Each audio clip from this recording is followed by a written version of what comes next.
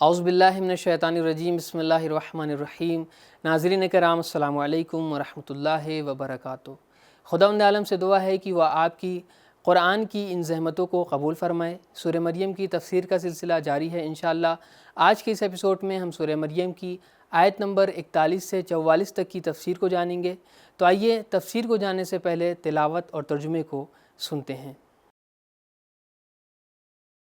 كتاب أنزلناه إليك مبارك ليدبروا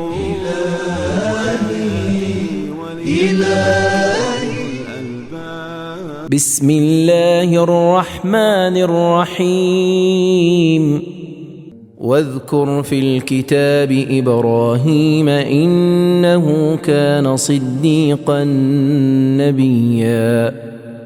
اور اس کتاب میں جناب ابراہیم کا تذکرہ کیجئے، یقیناً وہ بڑے سچے نبی تھے۔ تلاوت اور ترجمے کو سننے کے بعد اب آئیے اس آیہ کریمہ میں جو نقطہ پایا جاتا ہے اس کو سمجھنے کی کوشش کرتے ہیں۔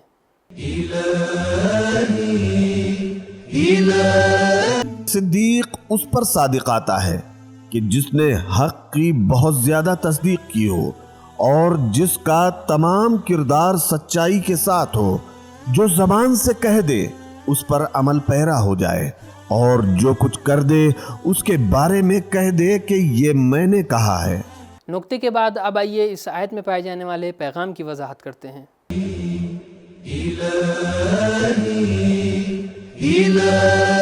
ایک، ہمیں خدائی لوگوں کو ہمیشہ یاد رکھنا چاہیے۔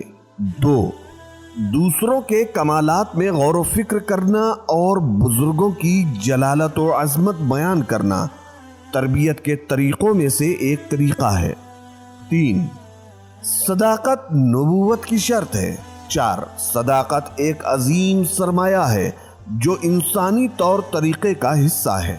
پیغام کو ملاحظہ کرنے کے بعد اب آئیے سورہ مریم کی آیت نمبر 42 کی تلاوت اور اس کے ترجمے کو سنتے ہیں۔ إذ قال لأبيه يا أبت لم تعبد ما لا يسمع ولا يبصر ولا يغني عنك شيئا۔ اور جب انہوں نے اپنے چچا سے کہا، اے بابا، آپ اس کی کیوں پرستش کرتے ہیں جو نہ سن سکتا ہے اور نہ دیکھ سکتا ہے اور نہ ہی آپ کو کسی چیز سے بے نیاز کر سکتا ہے۔ اب اس آیہ کریمہ میں کیا پیغام پائے جاتے ہیں، آئیے باریک بینی سے دیکھتے ہیں۔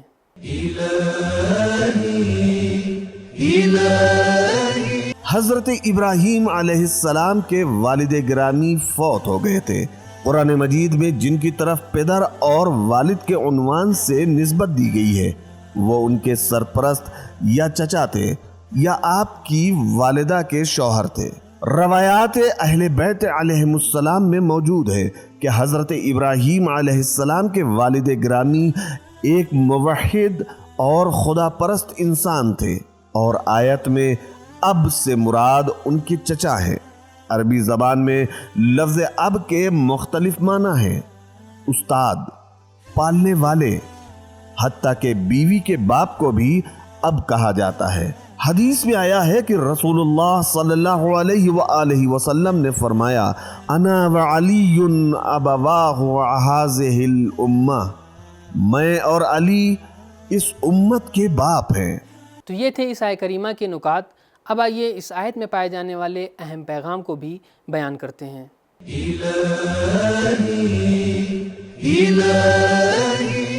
ایک، حضرت ابراہیم علیہ السلام کے اپنے چچا آزر کے ساتھ مناظرے یاد رکھنے کے لائق ہیں۔ دو، برائیوں سے منع کرنے کا آغاز اپنے رشتہ داروں سے کرنا چاہیے۔ تین، برائیوں سے روکنے کے لیے سن و سال کی شرط نہیں ہے۔ بیٹا اپنے خانوادے کے بزرگ کو برائی سے منع کر سکتا ہے لیکن احترام کا لحاظ رہے۔ چار، ہمیشہ افراد کے کمال کا سن و سال کے ساتھ تعلق نہیں رہا ہے۔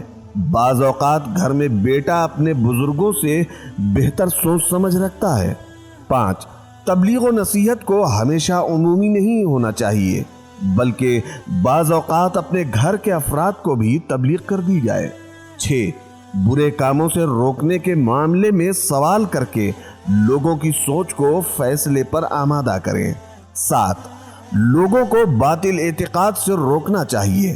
افسوس کا امر یہ ہے کہ ہم اخلاقی اور اجتماعی برائیوں میں زیادہ سرگرمی دکھاتے ہیں اور بنیادی امر کی طرف توجہ نہیں دیتے۔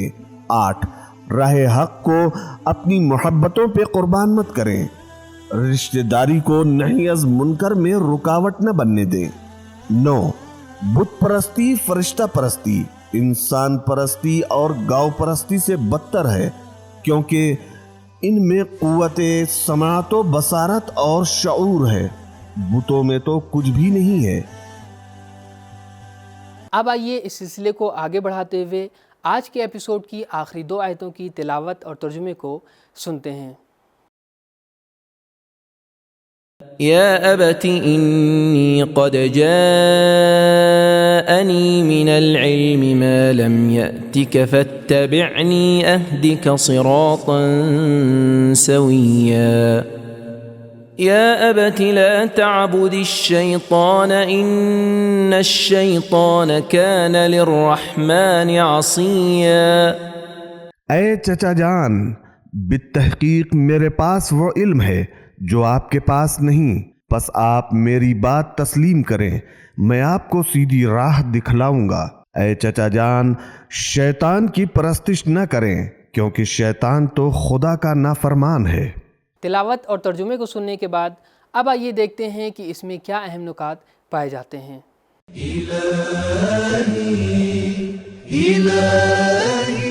شیطانی عبادت سے مراد لا تعبد الشیطان، اس کی اطاعت و پیروی ہے جو انسان کو اس کا بندہ و غلام بنا دیتی ہے۔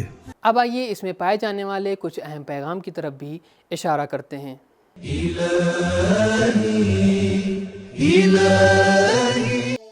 1 علم اپنی ذمہ داری کا اعلان کرتا ہے۔